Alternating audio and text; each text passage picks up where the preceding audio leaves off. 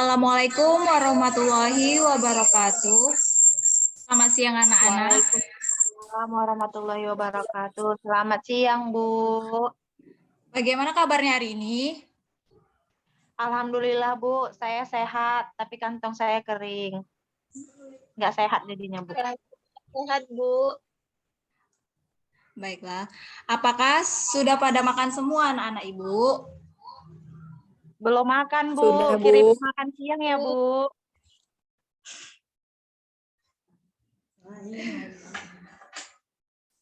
Sebelum belajar, alangkah baiknya kita berdoa terlebih dahulu. Berdoa dimulai.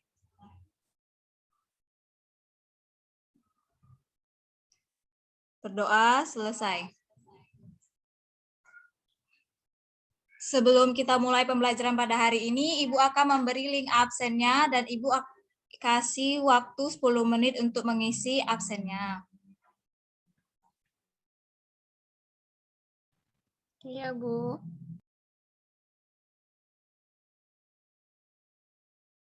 Baik, Bu. Di mana, Bu, Ibu mengirimkan link absennya, Bu?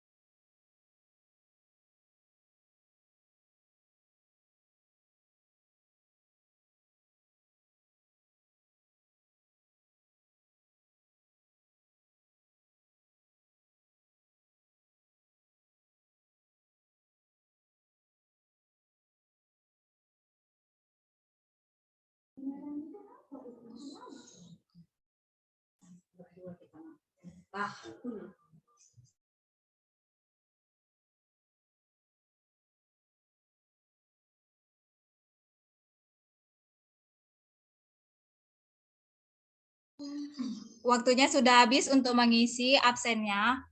Sudah siapkah belajar untuk hari ini anak-anak? Sudah, Bu. Baiklah, sebelum kita mulai materi, Ibu mau bertanya kenapa tidak boleh membuang sampah sembarangan? Karena mencemari lingkungan, Bu.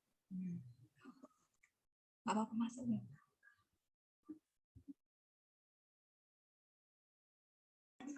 Saya, Bu, ingin menjawab. Ya, silakan Miftah. Karena lingkungan kita akan menjadi kotor dan menyebabkan banjir.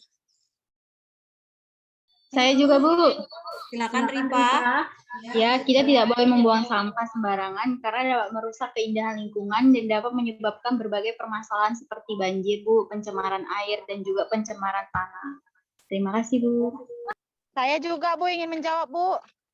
Ya, silakan Atala. Karena bisa menyebabkan banjir, Bu. Jika rumah kita di dekat sungai, kita membuang sampah sembarangan di sungai itu, jadi sungainya bisa, misalnya kayak hujan gitu, jadi meluap gitu, Bu. Overload namanya, Bu. Oh ya, terima kasih buat Atala, Mifta, dan Rifai. Ya, benar ya semua jawabannya.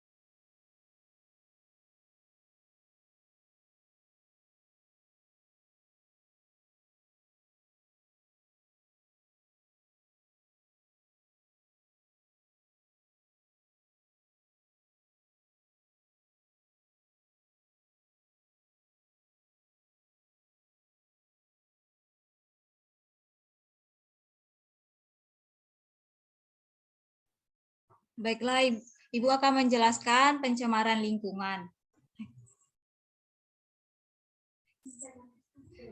Pengertian pencemaran lingkungan. Nah, menurut Undang-Undang Pokok Pengelolaan Lingkungan Hidup Nomor 4 Tahun 1985, polusi atau pencemaran lingkungan adalah masuknya atau dimasukkannya makhluk hidup, zat energi, dan atau komponen lain ke dalam lingkungan atau berubahnya tatanan lingkungan oleh kegiatan manusia atau oleh proses alam sehingga kualitas lingkungan turun sampai ke tingkat tertentu yang menyebabkan lingkungan menjadi kurang atau tidak dapat berfungsi lagi sesuai dengan peruntukannya. Nah, kompetensi dasar dan indikator pencapaiannya kalian bisa dapat dilihat pada tabel berikut ini ya. Nah, tujuan pembelajarannya pun juga dapat dibaca pada slide ini. Nah, Ibu akan bertanya nih. Ibu memberikan sebuah gambar. Nah, apa yang kalian pikirkan tentang foto atau gambar tersebut?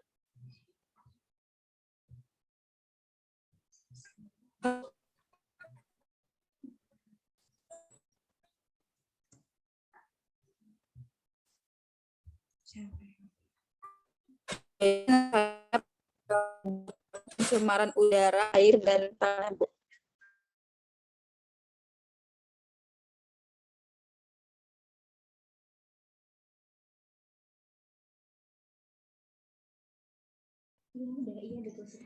Ya, betul sekali Putri Haryani. Gambar tersebut merupakan pencemaran lingkungan, pencemaran air, udara, tanah. Terima kasih buat Putri. Next. Nah, yang pertama itu pencemaran air. Pencemaran air adalah suatu perubahan keadaan di suatu tempat penampungan air seperti danau, sungai, lautan, dan air. Tanah akibat aktivitas manusia. Pencemaran air dapat berupa yang pertama itu limbah industri. Limbah industri dapat berupa jenis logam berat seperti kadmium atau CCl, merkuri atau Hg, dan timbal atau Pb. Selain itu juga pewarna sintetis dan zat kimia lain sesuai dengan jenis industrinya. Melalui rantai makanan, zat-zat di atas yang terakumulasi pada tubuh hewan dan manusia yang dapat menyebabkan kematian. Nah, yang kedua ini limbah rumah tangga. Beberapa contoh limbah rumah tangga seperti deterjen, kaca, plastik, dan sebagainya menumpuk di perairan bersama limbah industri akan menyebabkan kematian organisme dan penyusun oksigen yang dapat menyebabkan perairan menjadi miskin oksigen. Nah, yang ketiga, limbah minyak. Limbah minyak bumi yang tumpah ke laut akibat kecelakaan kapal tanker atau kebocoran kilang minyak lepas pantai menyebabkan tercemarnya air laut karena permukaan laut dilapisi oleh minyak dengan ketebalan tertentu. Akibat yang ditimbulkannya yaitu yang pertama, cahaya matahari tidak dapat menembus ke dalam air. Yang kedua, fitoplankton tidak dapat hidup karena tidak dapat berfotosintesis. Yang ketiga, pertukaran udara dari udara ke air dan sebaliknya menjadi terganggu. Nah, yang kedua, pencemaran udara. Nah, pencemaran udara adalah pengotoran udara akibat masuknya bahan asing atau zat pencemar ke dalam udara secara berlebih. Zat pencemar udara dapat berupa asap, debu, dan gas buangan bahan bakar fosil. Bahan bakar fosil tersebut dapat berasal dari minyak tanah dan batu bara. Nah, yang ketiga, pencemaran tanah. Pencemaran tanah adalah keadaan di mana bahan kimia buatan manusia masuk dan merubah lingkungan tanah alami. Pencemaran tanah disebabkan oleh adanya yang pertama limbah rumah tangga seperti kaleng, kantong plastik, baterai bekas, karet, kaca, deterjen, dan sebagainya. Limbah industri seperti asam sulfat. Nah, hujan asam berupa sulfur oksida atau SOX dan nitrogen oksida atau NOx. Akibat yang ditimbulkan oleh pencemaran tanah ini antara lainnya itu terganggunya kehidupan organisme, terutama mikroorganisme dalam tanah. Berubahnya sifat kimia dan fisik tanah, merubah dan mempengaruhi keseimbangan ekologis. Nah, selanjutnya peran manusia dalam menjaga lingkungan lingkungan hidup. Manusia merupakan bagian dari komponen lingkungan hidup yang senantiasa saling mempengaruhi. Pengaruh manusia terhadap lingkungan sangat besar. Hal ini dapat diketahui dari eksploitasi manusia terhadap alam melalui ilmu pengetahuan dan teknologi. Dengan pengetahuan dan teknologi, manusia mampu mempertahankan diri atau menyesuaikan diri dengan lingkungan. Eksploitasi terhadap lingkungan hidup harus berdasarkan aspek pelestarian lingkungan sehingga masih dapat digunakan oleh generasi yang akan datang sesuai dengan prinsip pembangunan yang berwawasan lingkungan dan kelanjutan.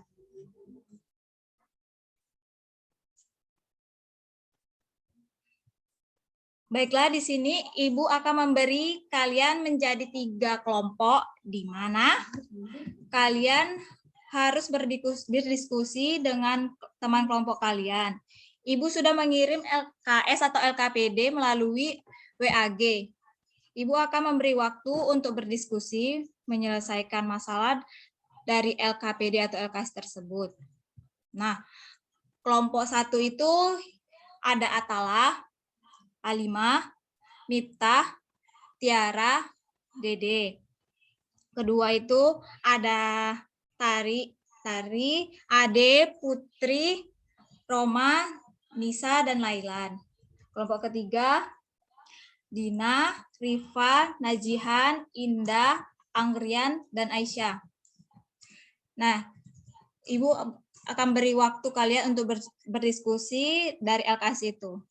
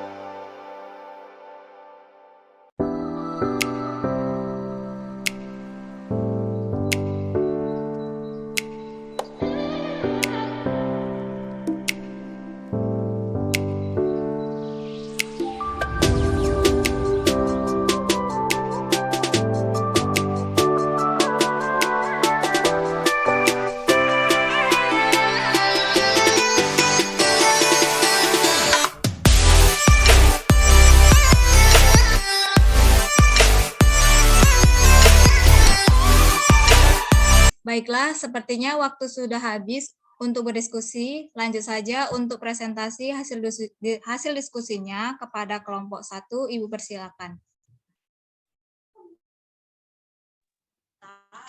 Baiklah, terima kasih kepada Ibu. Nah, di sini teman saya Tiara Indriani akan menjawab pertanyaan dari Ibu, yaitu apakah yang menyebabkan terjadinya pencemaran tersebut? Nah, jadi yang menyebabkan terjadinya pencemaran yaitu tumpahan minyak dalam tanker karena pengeboran rig lepas. Terima kasih, saya kembalikan kepada moderator. Selanjutnya akan dibacakan oleh Atala Anjani mengenai pertanyaan mengapa tumpahan minyak membahayakan kelangsungan hidup makhluk hidup. Terima kasih.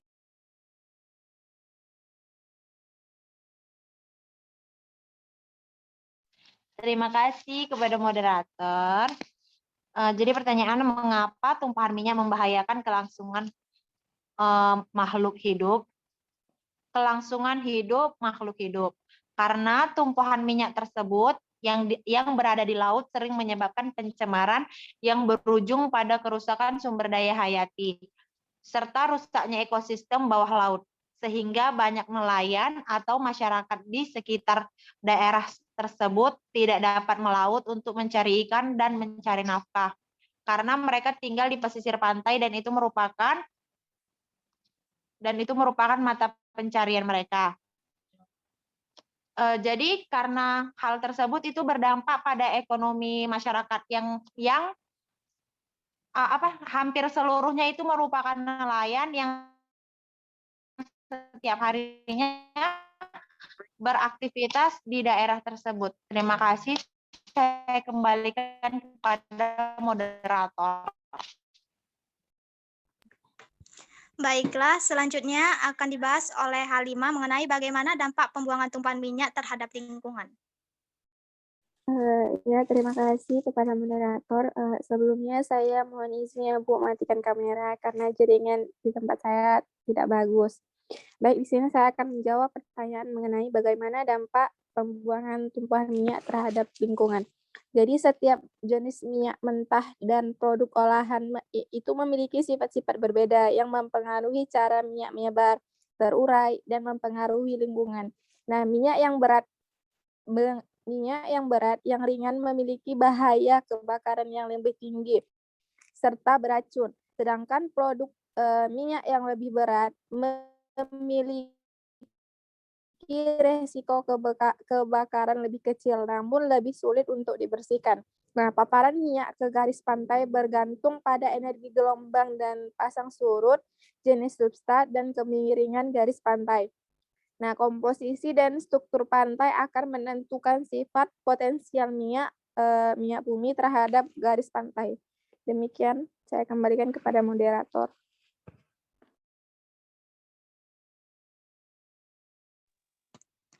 Baiklah, di sini saya akan menyimpulkan wacana di atas, yaitu tumpahan minyak adalah salah satu bentuk polusi di mana terjadi pelepasan hidrokarbon, minyak bumi cair ke lingkungan akibat aktivitas manusia dan salah satu bentuk polusi.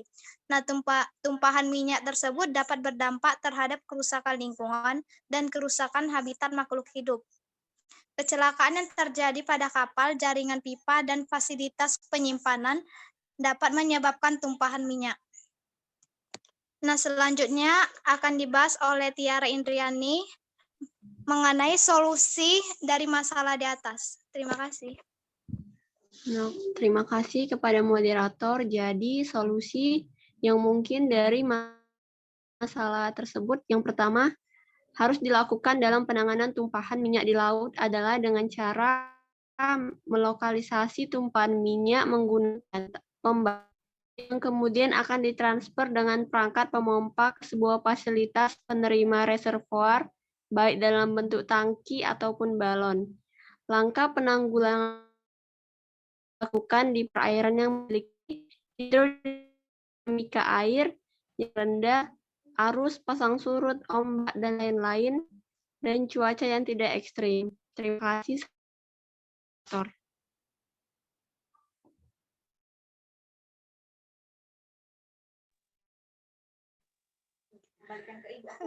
Sekian dari kelompok 1, saya kembalikan kepada Ibu.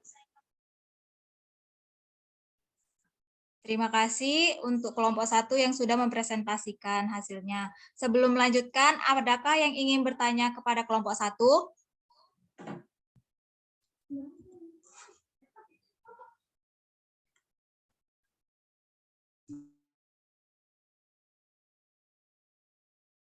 Saya, Bu. Silakan Rifa. Nah, jadi Bu, usaha yang dilakukan jika lingkungan sekitarmu ditemukan polusi air, nah itu bagaimana ya, Bu? Terima kasih Rifa. Adakah di kelompok 1 yang dapat menjawabnya? Saya, Bu.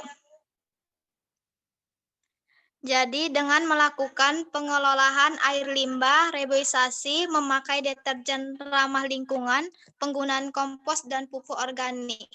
Hal ini mampu mengurangi pencemaran air oleh nitrat dan fosfat. Terima kasih.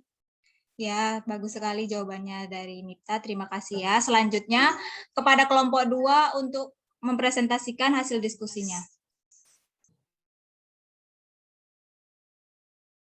Terima kasih kepada Ibu. Baiklah, di sini saya sebagai moderator dari kelompok 2 akan membahas mengenai pencemaran udara. Adapun hasil diskusi kami, jadi kami dapat membacakan pertanyaan. Jadi, pada pertanyaan pertama yaitu, apa yang menyebabkan terjadinya pencemaran tersebut? Kepada rekan saya, Hairunisa, silakan jawabannya. Baik, sebelumnya terima kasih kepada moderator. Nah, di sini saya akan menjawab pertanyaan dari apa yang menyebabkan terjadinya pencemaran tersebut. Nah, penyebab terjadinya pencemaran udara ini yaitu asap yang dikeluarkan pabrik triplex. Nah, asap ini bersumber dari cerobong yang berada di depan pabrik. Akibat tinggi cerobong asap tersebut rendah karena telah melalui pemeriksaan. Cerobong asap dalam lingkungan pabrik mengeluarkan kepungan asap tebal setinggi 10 meter hingga 15 meter. Posisi pabrik berada di pinggir pantai dekat pemukiman penduduk. Jika terjadi angin laut atau angin yang mengarah baik ke utara, selatan, terlebih jika mengarah ke barat, maka asap ini tentunya akan mengepung ke pemukiman padat penduduk. Baik, sekian dari saya kembali. Terima kasih kepada Hairunisa. Baiklah, pada pertanyaan kedua yaitu, mengapa asap pabrik membahayakan kelangsungan hidup manusia? Di sini saya akan menjawabnya. Bahkan asap pabrik pun dapat menyebabkan dan memicu terjadinya hujan asam, yang mana akan sangat mengerikan. Jadi asap pabrik ini biasanya dibuang melalui cerobong asap yang sangat besar di atas pabrik. Nah, asap hasil pabrik ini merupakan gas-gas yang sangat berbahaya bagi udara dan kesehatan manusia. Lalu asap pabrik tersebut merupakan limbah pabrik yang tidak mempunyai manfaat apapun selain menjadi penyebab pencemaran udara. Lalu pada pertanyaan ketiga yaitu bagaimana dampak pembuangan asap pabrik terhadap lingkungan? Kepada rekan saya Sri Lestari, silakan menjawab hasil diskusi kita. Baiklah, di sini saya akan menjawab pertanyaan bagaimana dampak pembuangan asap pabrik terhadap lingkungan. Nah, limbah pabrik berperan besar pada kualitas udara yang dihirup oleh penduduk sekitar. Gas-gas beracun yang dilepaskan pabrik ke udara meningkatkan resiko seseorang untuk menderita penyakit pernapasan kronis, kanker paru-paru, dan berbagainya. Paparan limbah pabrik melalui udara dalam jangka panjang dapat menimbulkan berbagai gangguan kesehatan permanen. Nah, selain itu, tingkat polusi udara yang tinggi dapat menyebabkan masalah kesehatan seperti kondisi pernapasan yang memburuk dan penyakit kardiovaskular. Terima kasih. Baiklah, selanjutnya saya akan menyimpulkan mengenai hasil diskusi kami. Yang mana kesimpulan dari wacana tersebut mengenai pencemaran udara yaitu pabrik yang menghasilkan asap akan memproduksi polutan seperti nitrogen oksida, sulfur dioksida, dan hidrokarbon. Bahkan kimia ini bereaksi dengan sinar matahari untuk menghasilkan kabut asap, kabut tebal, atau kabut polusi udara. Nah, kabut asap ini begitu tebal seperti dapat mengakibatkan orang jarang bisa melihat matahari. Kabut asap ini bisa berwarna coklat atau biru keabu-abuan tergantung polutan yang ada di dalamnya. Asap hasil pabrik ini merupakan gas-gas yang sangat berbahaya bagi udara dan kesehatan manusia. Lalu, adapun solusi dari masalah di atas dapat dipaparkan oleh rekan saya, yaitu Hairul. Baik, terima kasih. Nah, di sini saya akan membahas mengenai cara mengatasi pencemaran udara akibat asap pabrik. Nah, yaitu yang pertama itu memperbanyak pepohonan dan tumbuhan hijau di sekitar lingkungan area pabrik. Lalu, meninggikan cerobong asap pabrik sehingga dapat mengurangi pemaparan pencemaran secara langsung terhadap masyarakat sekitar. Yang ketiga yaitu mengganti bahan bakar fosil dengan bahan bakar alternatif. Yang keempat, menjauhkan pabrik dari area pemukiman. Baik, saya kembalikan kepada moderator. Terima kasih. Mungkin cukup sekian pemaparan dari kami kelompok 2 mengenai pencemaran udara. Selanjutnya saya kembalikan kepada Ibu. Terima kasih untuk kelompok 2 yang telah mempresentasikan hasil diskusinya. Adakah yang ingin bertanya?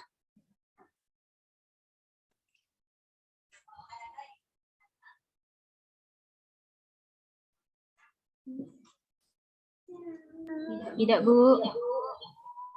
Oke, lanjut kepada kelompok 3. Ibu persilakan untuk mempresentasikan hasil diskusinya.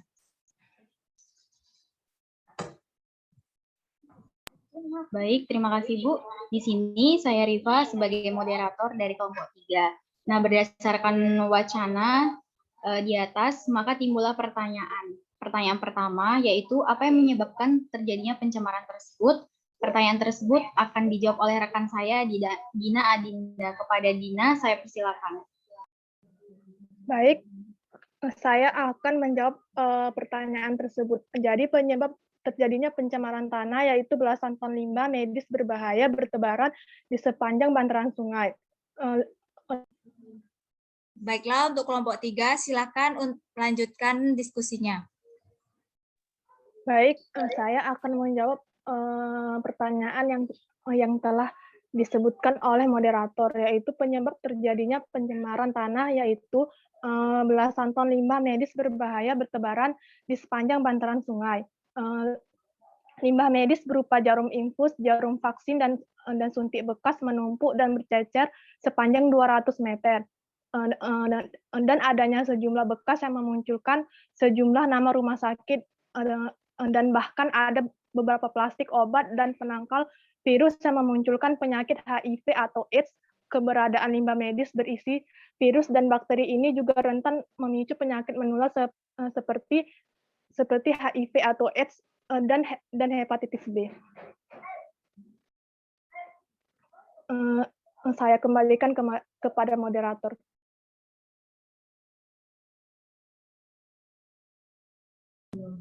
Baik, terima kasih kepada rekan saya Dina Adinda yang telah menjawab pertanyaan pertama. Nah, untuk pertanyaan kedua yaitu mengapa limbah medis membahayakan kelangsungan hidup manusia? Nah, itu akan saya jawab sendiri. Jawabannya ialah karena pengolahan limbah medis atau bahan berbahaya dan beracun, limbah dipahami sebagai zat, energi, ataupun komponen lain yang karena sifat, konsentrasi, atau jumlahnya dapat membahayakan lingkungan hidup serta kesehatan dan juga kelangsungan hidup. Selayaknya bidang industri lain atau industri medis, baik rumah sakit maupun farmasi, menghasilkan limbah yang berbahaya. Baik, selanjutnya untuk pertanyaan ketiga, bagaimana dampak pembuangan limbah medis terhadap lingkungan? Itu akan saya jawab sendiri. Nah, jawabannya ialah dampak pembuangan limbah medis yaitu gangguan terhadap kesehatan manusia yang disebabkan oleh berbagai jenis bakteri, virus, senyawa kimia, pestisida, serta logam berat. Pengelolaan sampah rumah sakit yang kurang baik akan menjadi tempat yang baik bagi faktor penyakit seperti lalat dan juga tikus. Kecelakaan kerja pada pekerja atau masyarakat akibat tercecernya jarum suntik atau benda tajam lainnya. dan juga proses pembusukan sampah oleh mikroorganisme akan menghasilkan gas-gas tertentu yang menimbulkan bau busuk. Untuk pertanyaan keempat, selanjutnya mengenai apa yang dapat kalian simpulkan dari wacana di atas akan dijawab dan dijelaskan oleh rekan saya, Siti Aisyah Tanjung. Kepada Aisyah, saya persilakan. Baik, kesimpulan dari kelompok 3 ini yaitu limbah medis sendiri adalah segala jenis sampah yang mengandung bahan infeksius atau bahan yang berpotensi infeksius, di mana dia ini berasal dari fasilitas kesehatan seperti pada tempat praktik dokter, rumah sakit, praktik gigi, laboratorium, fasilitas penelitian medis, dan klinik hewan. Limbah medis ini dia itu mengandung cairan tubuh seperti pada darah atau kontaminan lainnya. Pengelolaan limbah medis ini hingga kini dinilai masih belum optimal dikarenakan pada limbah medis ini dia termasuk sebagai limbah B3 atau bahan berbahaya dan beracun yang sangat berbahaya bagi lingkungan hidup, kesehatan, kelangsungan hidup manusia, dan makhluk hidup lainnya. Terima kasih.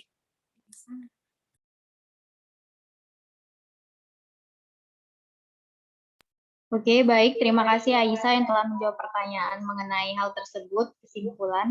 Nah, di sini pertanyaan kelima, yaitu pertanyaannya ialah, menurut kelompokmu, berikanlah solusi yang mungkin dari masalah di atas berdasarkan wacana. Nah, yang akan menjawab yaitu rekan saya Indah. Kepada Indah, saya persilakan. Terima kasih kepada moderator. Solusi yang mungkin dari masalah di atas yaitu solusi pada limbah medis, yaitu sampah umum seperti tisu, kapas, dan bahan yang tidak terkena limbah infeksius, digabung dengan sampah biasa untuk dibuang. Benda tajam harus digabung, terlepas apakah berkontaminasi atau tidak, dan harus dimasukkan ke wadah anti bocor. Biasanya terbuat dari logam atau plastik berkepadatan tinggi dan tidak tembus. Sejumlah besar obat-obatan kadaluarsa atau kadaluarsa yang disimpan di bangsal atau departemen rumah sakit harus dikembalikan ke apotik pembangunan. Terima kasih.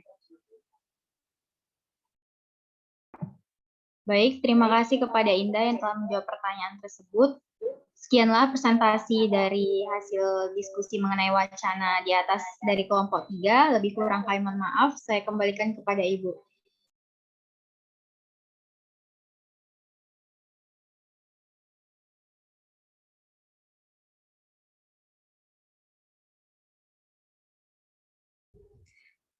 Terima kasih untuk kelompok 3 yang telah mempresentasikan hasil diskusinya. Nah, adakah anak-anak Ibu yang ingin bertanya untuk kelompok ketiga? Tidak, Bu. Oke, baiklah. Terima kasih kepada setiap kelompok yang telah memaparkan hasil diskusi dan semuanya itu bagus. Dari yang kita diskusi hari ini, semua termasuk pencemaran lingkungan. Nah, sebelum mengakhiri pembelajaran hari ini, siapa yang ingin menyimpulkan hasil pembelajaran kita? Saya, Bu. Silakan kepada Miftah.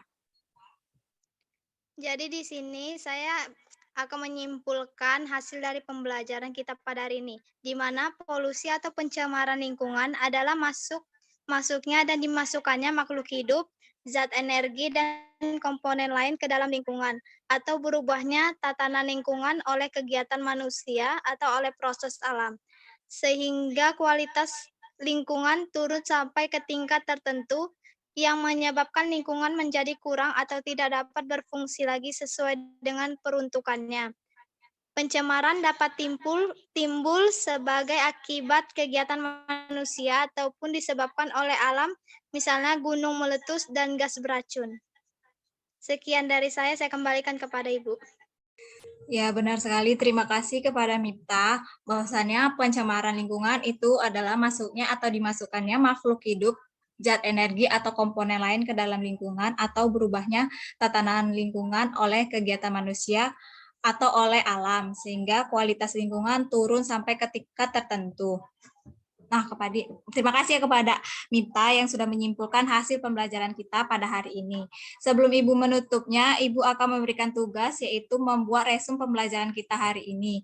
Tugasnya ini ditulis tangan dan dikirim melalui Google Classroom.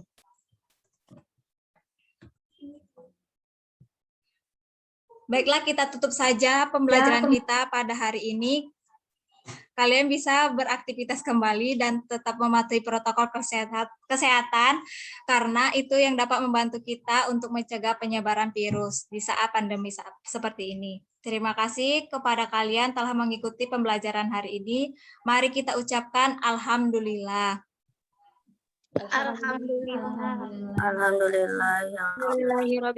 Alhamdulillahirobbilalamin. Ibu akhiri, wassalamualaikum warahmatullahi wabarakatuh.